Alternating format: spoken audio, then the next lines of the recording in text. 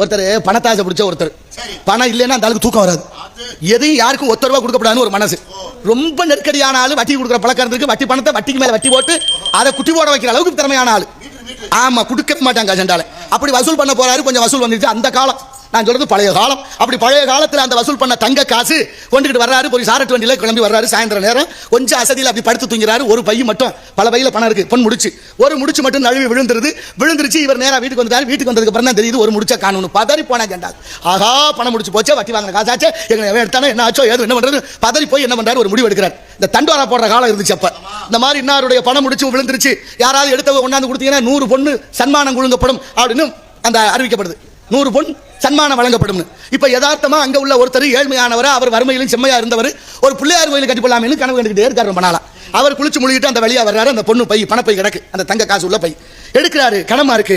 ஓஹோ ஏதோ காசு விழுந்துருச்சு, இறைவன் தான் கொடுத்துருப்பாங்க இருக்கு கோயில் கட்ட அப்படின்னு நினைச்சு கொண்டுகிட்டு போற போது இந்த தண்டோரா போடுற சத்தம் அவர் காதுல விழுகுது. ஆமா, தண்டோரா போடுற சத்தம் விழுகுது. முடிச்ச எடுத்தவங்க கொண்டாந்து கொடுத்தா 100 பொண்ணு தரேன்ட்டாங்க.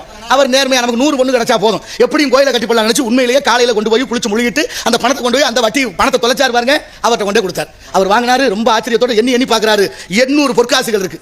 800 பொற்காசு சரியா இருந்து வச்சு அவருக்கு தெரியுது, சரியா இருந்துருச்சு. ஆனா எனக்கு சன்மானம் கொடுக்கறோம்ட்டமே, எப்படியா சமாளிக்கணுமே ஒரு திட்டம் போடுறேன். ஏன்னா கொடுக்க முடியாது, சொன்னது பொய், கொடுக்க கூடாதுன்னு ஒரு திட்டத்தை போட்டேன். அவர் கேட்டார், ஐயா நீங்க தானே சொன்னீங்க பொன் முடிச்சு கிடைச்சிட்டா 100 பொன் பரிசு தரேன், நீங்க சன்மானம் அதை கொடுங்க, ஐயா நான் பிள்ளையார் கோயில் கட்டலாம்னு நினைக்கிறேன், கொடுங்கன்னாரு. என்னது 100 பொன் தரேன்னு சொன்னது உண்மைதான், அதுல ஒன்றும் மாற்றம் இல்லை. ஆனா அந்த பையில 900 பொண்ணு இருந்துச்சு, இப்ப 800 தான் இருக்கு. நீ வர்ற வழியில 100 பொண்ணை எடுத்துக்கிட்டு கொண்டாந்து கொடுத்துருக்க, அந்த திருட்டு பையில எடுத்துக்கிட்டு இன்னொரு 100 பொண்ணு வாங்க பாக்குறியா, கொடுக்க முடியாதுன்ட்டு. அவர் உண்மையிலேயே நேர்மையானவர். துடிச்சு போனாரு. நீதி எங்க கிடைக்கும்? ஊருக்குள்ள பஞ்சாயத்தை கூட்டியாச்சு. பஞ்சாயத்தை கூட்டி பஞ்சாயத்துல சொல்றாரு அவருடைய வழக்கு, ஐயா ஒரு பொன் முடிச்சு கிடந்துச்சு, நான் இறைவன் கொடுத்தான் என்று வீட்டுக்கு எடுத்துட்டு போனேன், அதை கோயில் கட்டலாம் நினைக்கிற ஒரு தண்டோரா செய்தி வந்தது, பணம் அவருடையதாக, அதை எடுத்தவர்கள் கொடுத்து விட்டா 100 பொன் எனக்கு சன்மானம் தரதாக சொல்லியிருந்தாரு. நான் பணப்பையை கொண்டு போய் ஒப்படைச்சேன், 100 பொன் தராம நான் எடுத்துக்கிட்டு கொடுத்தேன்னு என்னையே குற்றச்சாட்டாக்குறாரு, அதை விசாரிங்கன்னு அவர் சொல்றாரு. இப்ப அந்த வட்டி கொடுத்த அந்த பணக்காரரை கூப்பிட்டு விடுறாங்க. அவர் வந்தாரு. ஐயா பணப்பை தொலைஞ்சிச்சா? ஆமா தொலைஞ்சிச்சு. எவ்வளவு பொண்ணு வச்சிருந்தீங்க?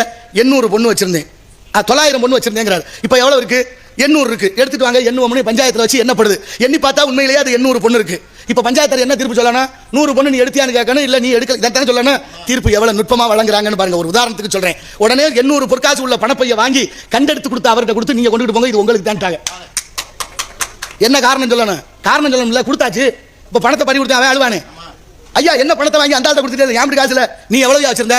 900 பொண்ணு இருந்துச்சு, அதுல எவ்வளவு இருக்கு? 800 பொண்ணு இருக்கு. அப்ப இந்த பை ஓம்பிட்டு இல்ல, வேற பை எங்க கிடக்கு, அது எடுத்தா உனக்கு வந்து சேரும் போன்ட்டு போயிட்டார்.